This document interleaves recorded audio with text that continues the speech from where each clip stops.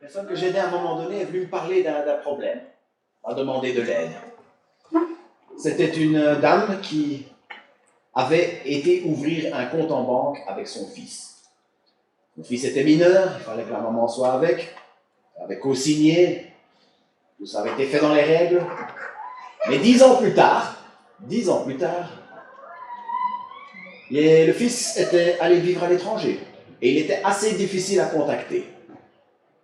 Et le compte en banque, lui, il était complètement vide.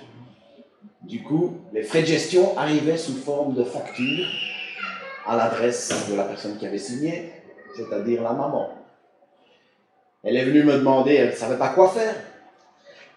Ce que j'ai fait, c'est... Bon, elle ne parlait pas bien français non plus. On a communiqué en anglais. J'ai posé quelques questions. J'ai fini par comprendre le problème et j'ai téléphoné à la banque. Vous savez comment ça marche. J'ai entendu pendant une bonne dizaine de minutes Fur Élise. C'est censé calmer les gens, mais moi ça ne me calmait pas. Et en plus, je ne sais pas qui l'avait joué, mais je peux vous dire que ce n'était pas Arthur Rubinstein. J'ai dit Arthur Rubenson il y a 2 semaines, c'est Rubenstein.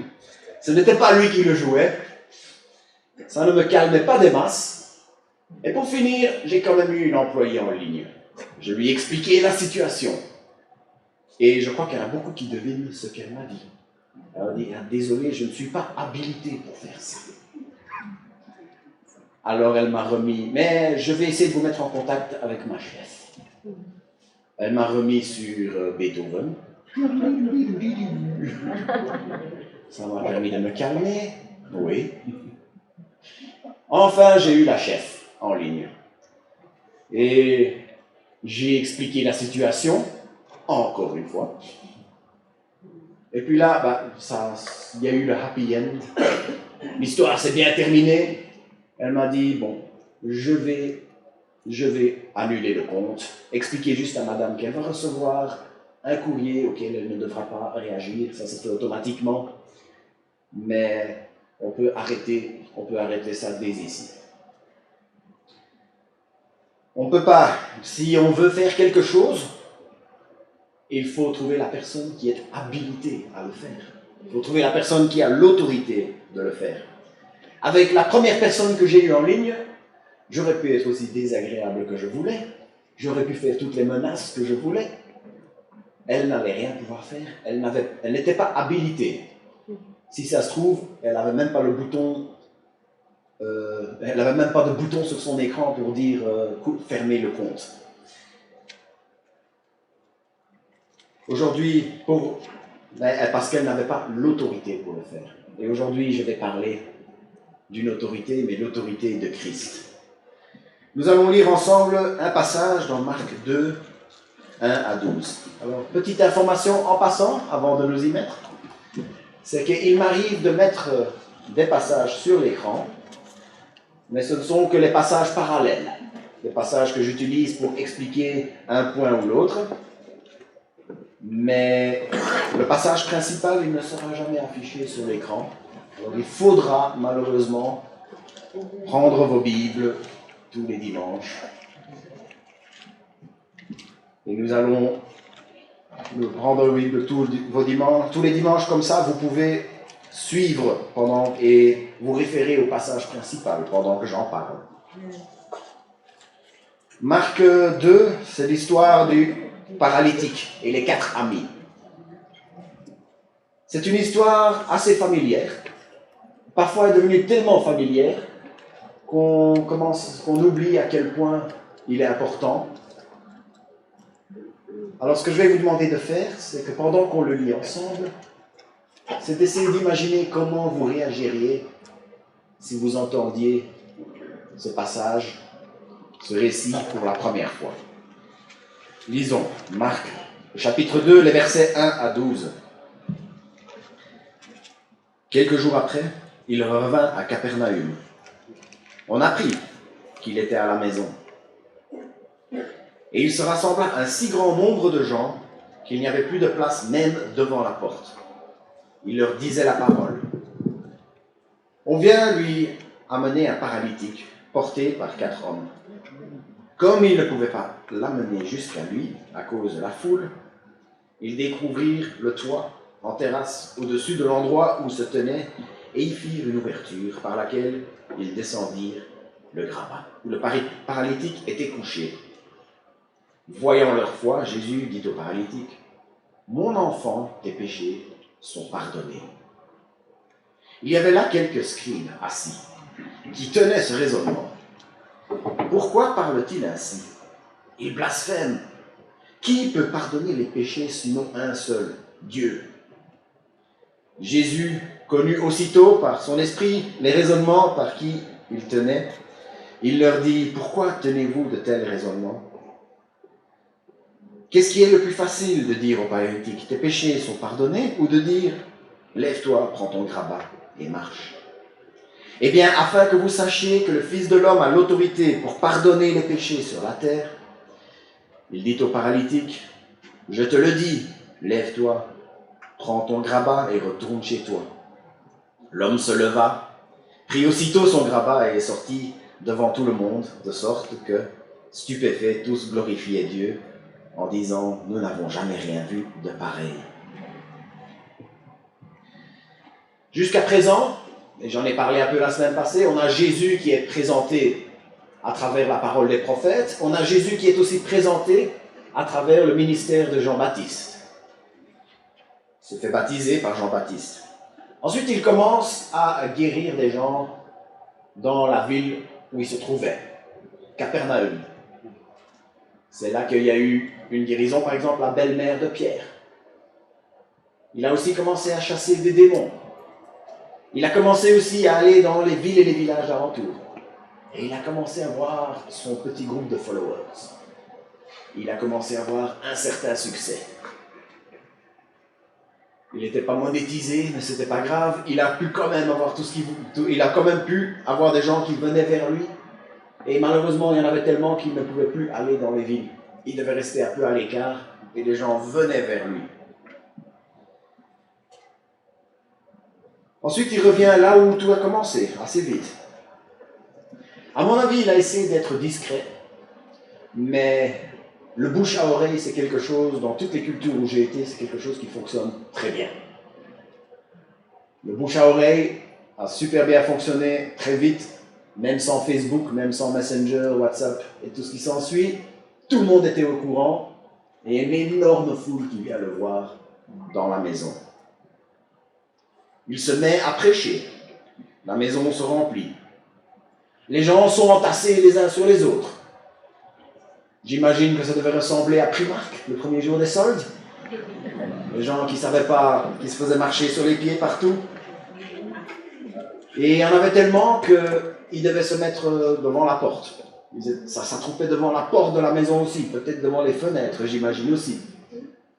Ils devaient parler fort. Avant l'invention de ces trucs-là, les gens savaient comment parler fort à des foules. On a un peu perdu cet art-là. Et arrive une drôle de procession. 4 hommes qui portent un lit. Et sur le lit, un 5e homme. Un homme paralysé. Une paralysie telle qu'il ne pouvait même pas se déplacer avec des béquilles. C'était un homme qui était devenu complètement dépendant. Il ne pouvait pas se lever, ne pouvait pas se déplacer, et il ne pouvait pas profiter des belles choses de la vie. Incapable de travailler.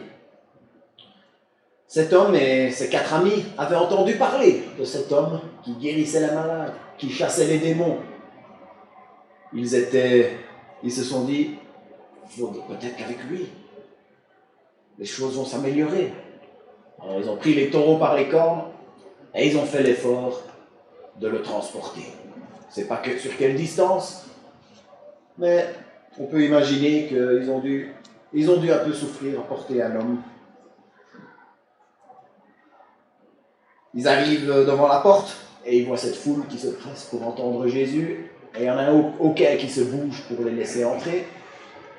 Et puis, ils regardent sur le côté, ils voient un escalier qui monte sur le toit. Et il y en a un qui dit à l'autre, « Tu penses à ce que je pense ?»« Non. »« Oui. » Ils se mettent d'accord. Et pour finir, ils montent l'escalier avec le lit, tout en portant le lit et tout en portant leur ami. C'était une sorte de terrasse. C'était quasi universel à l'époque d'avoir un toit plat, suffisamment solide pour tenir le poids de plusieurs personnes. Mais qui dit suffisamment solide pour tenir le poids de au moins 5 personnes, veut dire plutôt compliqué à démonter. Et il décide de commencer à faire un trou dans le toit. J'imagine un espèce de plancher. Probablement un plancher en bois avec quelque chose pour boucher les rainures pour que l'eau ne passe pas. Alors essayons un peu d'imaginer la scène à l'intérieur. Nous autres, les pasteurs, une des choses dont on a peur, c'est les distractions pendant qu'on prêche. Mais cette fois-ci, ce n'était pas un bébé qui pleure ou un GSM avec des bruits inappropriés ou quelque chose de ce genre. Non, cette fois-ci, la distraction, c'est quelque chose d'assez extrême. Des coups de marteau, des coups de pied de biche, je sais pas, peut-être en train de gratter un peu d'abord, un peu la poussière qui tombe. On ne dit pas quelle a été la réaction de la propriétaire, du propriétaire de la maison, mais ça ne devait pas être du joli. Tout à coup, crac, il y a une planche qui se défait, et puis une autre. La lumière du soleil qui commence à entrer là, dans un endroit où justement on va pour s'abriter du soleil. Et puis un baluchon qui descend de ce toit. Et un homme dedans. Il est déposé aux pieds de Jésus. Et la première chose qu'il est dit, que Jésus voit leur foi. Pas seulement la foi du paralysé, non. La foi des 4 hommes qui sont en train de regarder à travers leur joli petit travail de démolition, qui se trouve juste, peut-être même juste 1 mètre au-dessus de leur tête.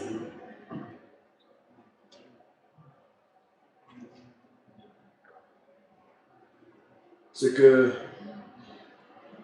Jésus voit leur foi, mais ce qu'il dit ensuite, je ne sais pas ce que les gens attendaient de sa part, mais en tout cas, ils ne s'attendaient pas à ce qu'il dit. Jésus dit, « Mon enfant, tes péchés sont pardonnés. » Ce n'est pas exactement ce qu'on se serait attendu quand on a un homme paralysé qui descend du toit.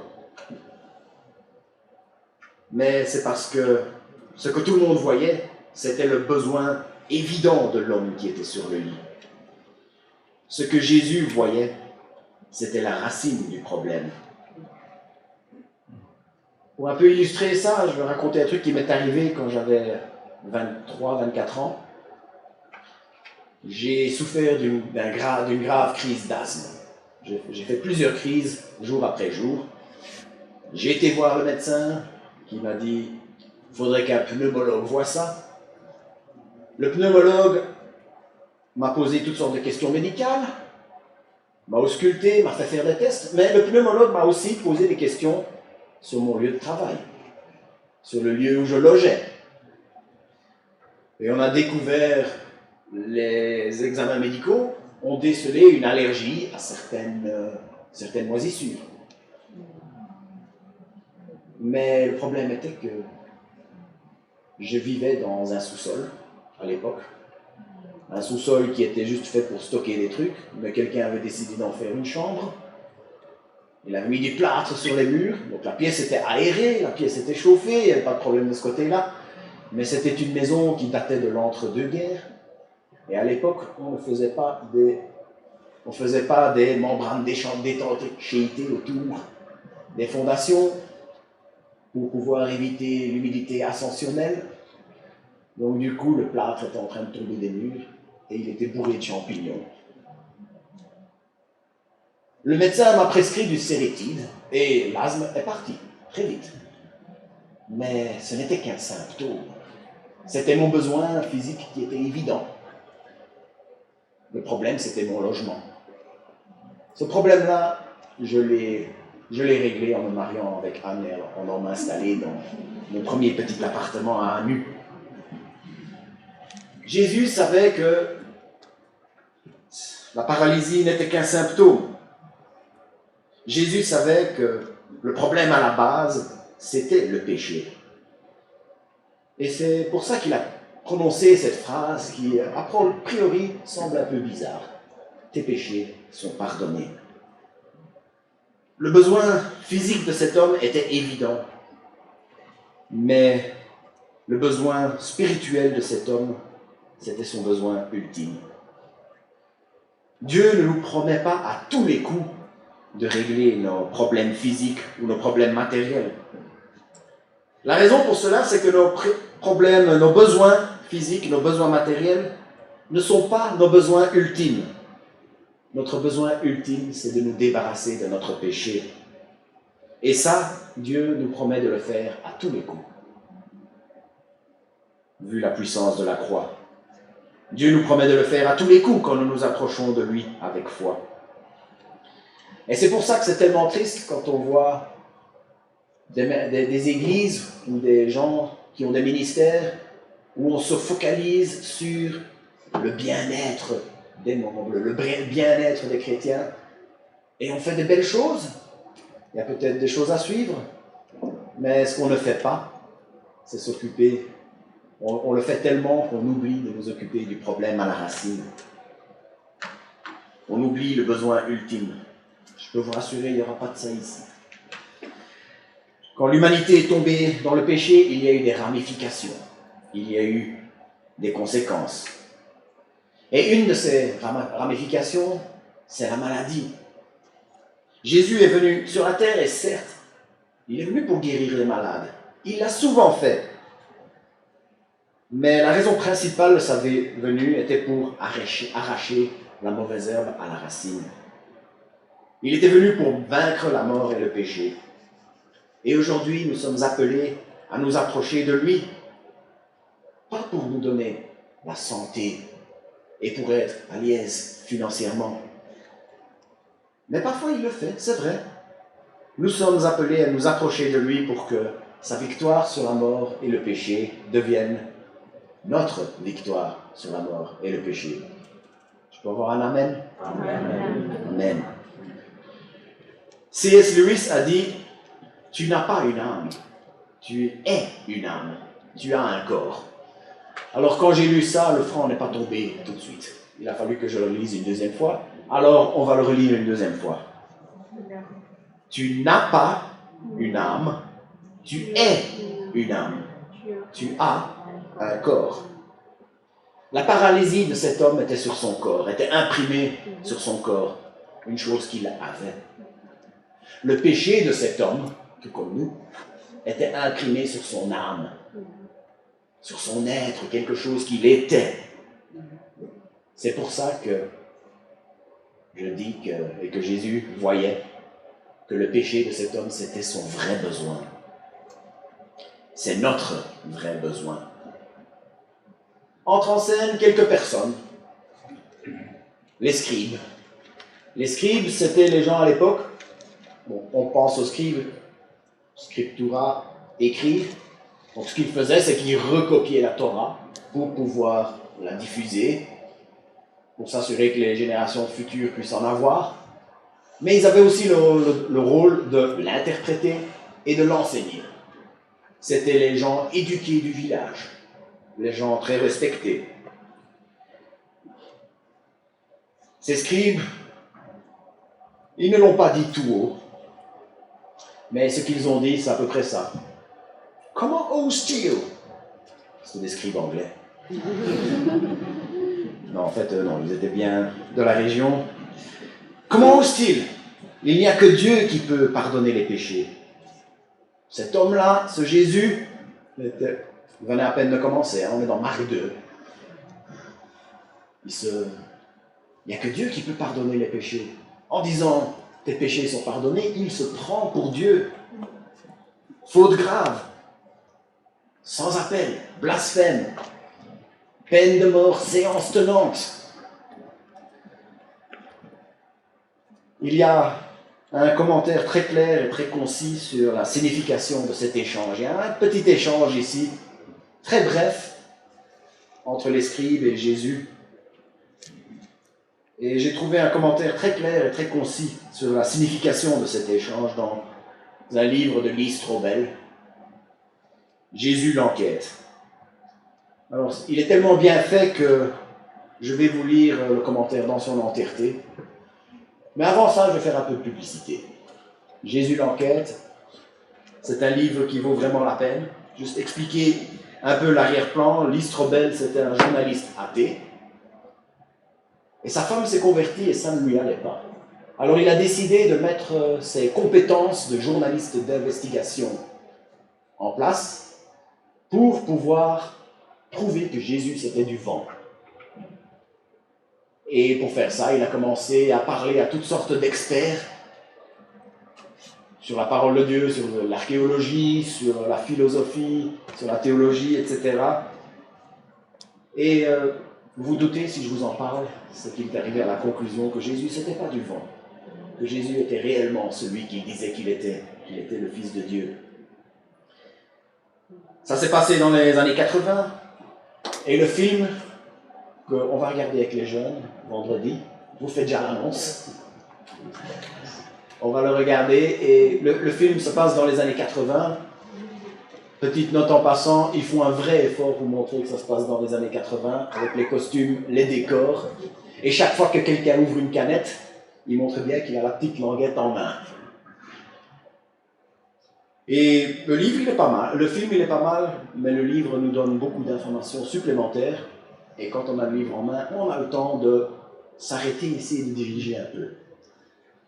Ça, c'était ma minute de pub gratuite. Si vous voulez un cadeau à donner à quelqu'un qui doute sur la véracité de la personne de Jésus, c'est un livre que vous pouvez lui offrir. Et c'est un cadeau que vous pouvez vous offrir à vous-même si vous voulez renforcer votre foi et renforcer votre foi sur la personne et sur qui Jésus était. Alors, un des experts que Strobel a interviewé, c'est D.A. Carson, maître de recherche sur le Nouveau Testament à la faculté théologique évangélique de Trinity. Et voilà l'extrait. Ma question d'introduction tournait autour des raisons qui justifient d'emblée la divinité de Jésus pour Carson.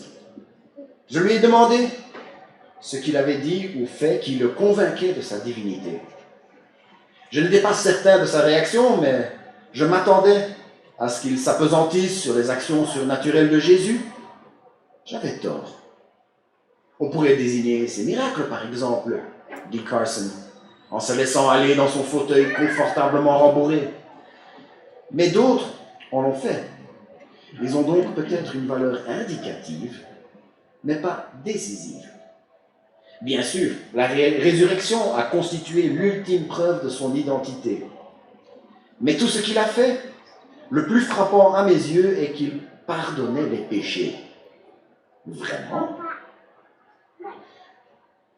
Vraiment, et je dis, en tournant mon siège, il était perpendiculaire au sien, pour le voir de face. Comment cela ? Le fait est que si vous agissez contre moi, j'ai le droit de vous pardonner. Mais si vous me faites du mal et qu'un autre vient me dire « je te pardonne », de qui se moque-t-on ? Le seul à pouvoir dire ce genre de choses et à bon escient, c'est Dieu lui-même. Parce que le péché, même s'il concerne d'autres humains, est tout d'abord et surtout une transgression des lois de Dieu.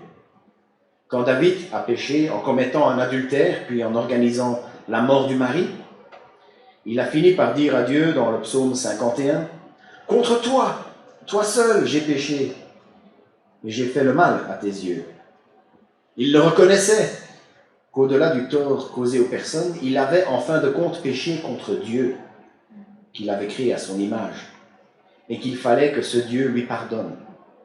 Et Jésus apparaît, disant aux pécheurs, « Je te pardonne. » Les Juifs, ils reconnaissaient tout de suite un blasphème, lui réagissant en demandant « Qui peut pardonner les péchés hormis Dieu ?» Voilà pour moi une des actions de Jésus les plus frappantes. Ces raisonnements, les scribes les ont tenus, mais tout bas. Mais Jésus savait exactement ce qu'ils étaient en train de penser. Jésus, il a l'autorité de lire les cœurs. Et puis il pose une question rhétorique.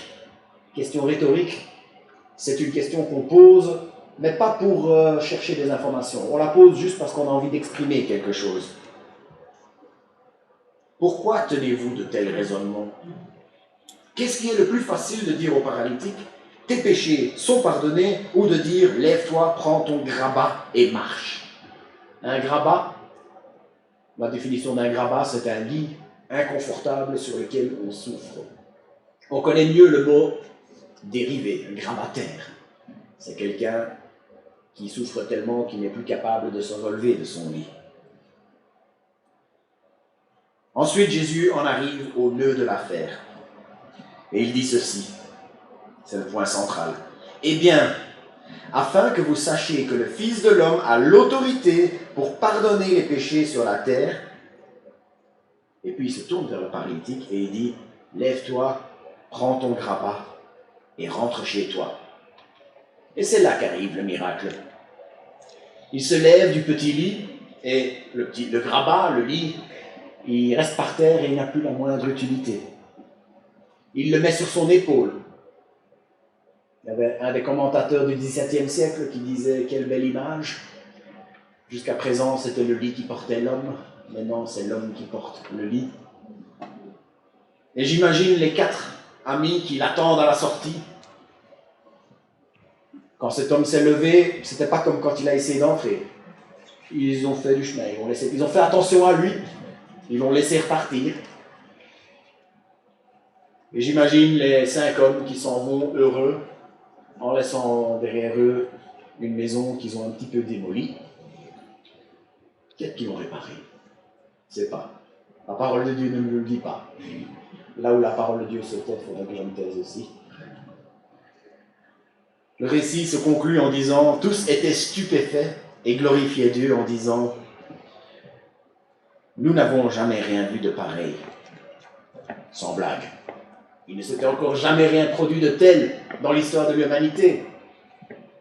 Et plus jamais après, aucun homme ne fera rien de pareil. Au travers de ce miracle, Jésus a montré qu'il était le Christ. Il a montré qu'il était loin, comme les prophètes d'antan, comme les prêtres d'antan, comme les rois d'avant. L'onction, c'était la petite fiole d'huile qu'on versait sur la tête des prophètes, des prêtres et des rois. Les prophètes étaient ceux qui parlaient de la part de Dieu. Jésus avait cette autorité de pouvoir parler parce qu'il était Dieu, il était le Fils de Dieu. Les prêtres, ils avaient reçu l'autorité pour accomplir le rite, pour pouvoir apporter le pardon des péchés. Jésus, il avait l'autorité de pouvoir accomplir un rite, mais il l'a fait sur la croix pour apporter le pardon des péchés de manière décisive, définitive. Les rois d'antan, ils étaient loin, ils recevaient l'autorité pour pouvoir diriger le peuple. Ils recevaient cette autorité de la part de Dieu. Jésus, il a l'autorité de diriger un nouveau peuple, son Église, vers notre héritage, vers la vie éternelle, grâce à l'œuvre de la foi, de la croix. Un peuple d'une multitude de langues, jusqu'au jour où tout genou fléchira, toute langue confessera qu'il est Seigneur. Tous ceux qui sont rachetés au prix de son sang. En conclusion, je vais revenir à ma petite histoire avec mon fameux coup de fil avec la banquière. La chef, celle que j'ai eue en ligne à la fin, qui avait l'autorité de fermer ce compte et de mettre fin au problème de mon ami. Elle était habilitée à le faire. Elle avait reçu l'autorité de le faire. Mais pour pouvoir recevoir une autorité, cette autorité, il a fallu qu'elle coche une certaine nombre de cases. Il fallait qu'elle ait la position pour le faire. Il fallait qu'elle ait la formation pour le faire, les capacités. Mais Jésus aussi, on peut dire qu'il avait son autorité, Parce qu'il cochait les différentes pages. Jésus est habilité à pardonner les péchés parce qu'il est Dieu. Jésus est habilité à se donner en sacrifice parce qu'il a vécu une vie parfaite. Jésus est habilité à prendre notre place sur la croix parce qu'il était un homme comme nous. Nous pouvons avoir une certitude, cette certitude, que nous sommes sauvés, que nous sommes rachetés, nos péchés sont pardonnés. Nous pouvons cette certitude parce que celui qui a fait tout le travail avait l'autorité pour le faire. Alors faisons comme faisaient les gens à l'époque. Glorifions Dieu pour la grandeur de son œuvre. Glorifions Dieu pour l'autorité de Jésus. Cette autorité qu'il avait sur la terre, une autorité qui nous donne la vie. N'arrêtons jamais de nous réjouir du pardon de Jésus et continuons à espérer en sa victoire sur la souffrance. Je propose de nous lever pour pouvoir glorifier Dieu et chanter Dieu de gloire, car tu es Dieu au-dessus de la terre.